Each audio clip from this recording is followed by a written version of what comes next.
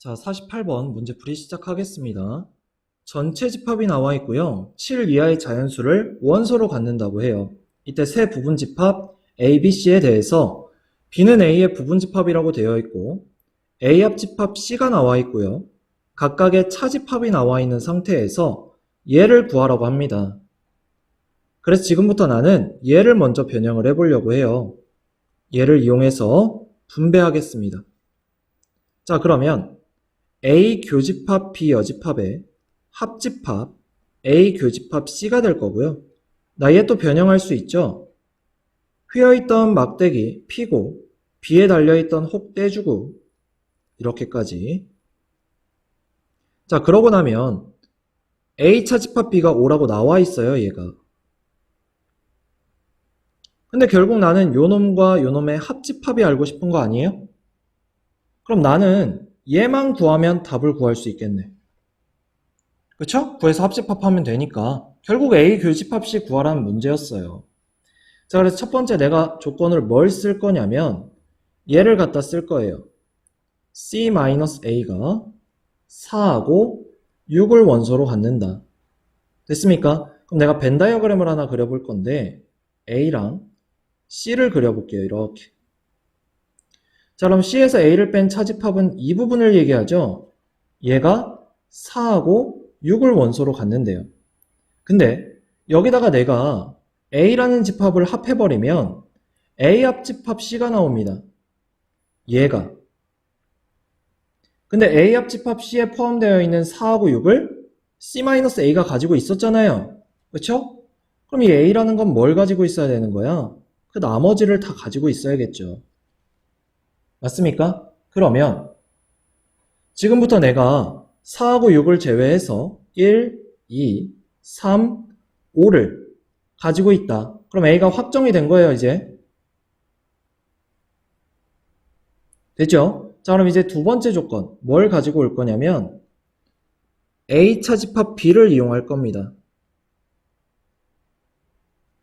얘가 5예요. 맞습니까? 자, 그럼 내가 여기서 A에서 A 교집합 B를 뺀 게 5였단 얘기고. 맞아요. 그러면 아까 내가 확정 지었던 A에서 보면 그 A에서 A 교집합 B를 뺐더니 5가 나왔잖아요. 맞아요. 그럼 A 교집합 B는 반드시 뭘 가지고 있어야 된다는 얘기예요? 1, 2, 3을 가지고 있어야 된다는 얘기예요. 됩니까? 그럼 여기서 우리는 B도 1, 2, 3을 가지고 있어야 되는구나. 대신에 5는 가지고 있으면 안 되겠죠. 5까지 가지고 있으면 교집합에 5까지 포함될 거니까. 됩니까? 그리고 우리가 전체 집합이 7 이하의 자연수를 원소로 갖는다고 했기 때문에 나머지 4, 6, 7도 B에 들어오는지 확인은 해야 돼요. 맞아요. 근데 조건의 B가 A의 부분집합이라고 했단 말이에요. 그러면 여기 들어와야 돼. A 안으로 B가. 결국 4하고 6하고 7은 들어오면 안 된다는 얘기였네요. 됐습니까? 그럼 나 B도 확정 지었네. 1, 2, 3으로. 됐습니까? 나 이제 C만 찾으면 되겠다, 이제. 얘네들을 이용해서. 자, 그럼 이제 세 번째 조건 갑니다. 세 번째 조건은 B에서 C를 뺐을 때 2라는 거. 자, 그럼 여기서도 B에서 B 교집합 C를 뺐더니 2가 나왔다는 얘기고요. 그럼 B를 봤을 때 2를 제외한 1하고 3을 B 교집합 C가 가지고 있어야 된다는 얘기예요. 2를 제외한 1하고 3을 가지고 있어야 된다고요. 자, 그럼 여기서 내가 알 수 있는 건 그럼 또 C가 1하고 3을 가지고 있어야 되고 2는 가지고 있으면 안 된다는 얘기죠. 맞아요. 2까지 가지고 있으면 교집합에 2가 포함될 거니까. 그럼 그 외에 4, 5, 6, 7이라는 놈들은 확인해 볼 필요가 있습니다. 아직까진. 됐어요. 그래서 이제 마지막 네 번째 조건으로 갈 거예요. 아까 썼던 C-A 다시 가져오겠습니다. 그럼 C에서 A를 뺀 게 4하고 6이라고 했고요. 그럼 결국 여기서 C에서 C 교집합 A를 뺀 게 4하고 6이 나와야 된단 말이에요. 맞아요. 그러면 얘가 지금 4하고 6을 나와야 되니까 가지고 있어야겠지, C가. 맞아요. C라는 놈이 4하고 6을 가지고 있어야 된다고.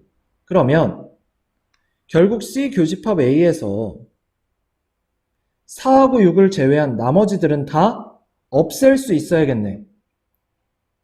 맞아요.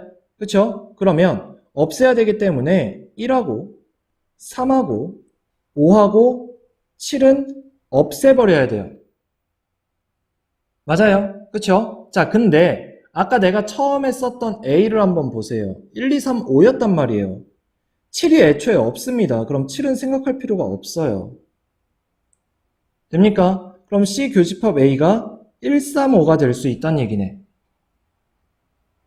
여기까지 돼요?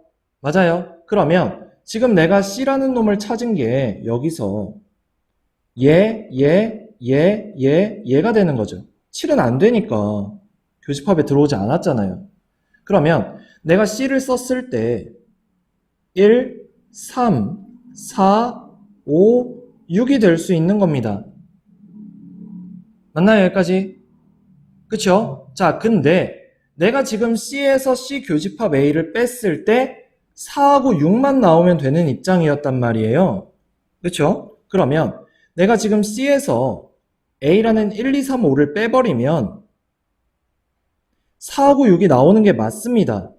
맞아요. 근데 여기서 중요한 건 뭐냐면 요 5는 있어도 되고 없어도 돼요.